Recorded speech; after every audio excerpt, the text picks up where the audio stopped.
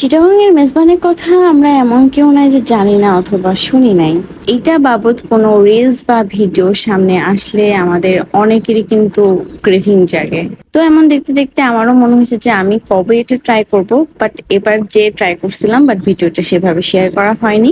ঢাকাতে এটা অ্যাভেলেবেল আছে, বাট যে অঞ্চলের ফেমাস খাবার বা জনপ্রিয় খাবার সেই অঞ্চলে খেয়ে কিন্তু মজা।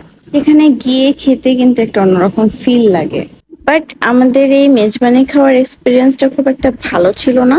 যতটুকু আশাবাদী ছিলাম তেমনটা পাইনি। আর আমরা পৌঁছেছিলাম একদম শেষ মুহূর্তে, মানে সন্ধ্যা সন্ধ্যা করে, তখন তাদের অলরেডি সব আইটেম শেষের পথে এবং অনেক কিছু ছিলও না। পুরো খাবার মোটামুটি ঠান্ডা হয়েছিল আর সেরকম গরম ছিল না, হতে পারে এই কারণে মজাটা পাই নাই। অনেক রিভিউয়ারদের দেখছি তারা এটা ট্রাই করছে, ট্রাই করে তো ভালো বলছেই, সাথে সাথে আরো বলছে যে তারা হচ্ছে মানে চিটাগাংয়ে যারা আসলেই মেজবানি আয়োজন করে থাকে তারা সেখানে সেগুলো ট্রাই করতে চায়। তার মানে এই খাবারটাতে আসলে সেই মেন স্বাদটা পাওয়া যায় না।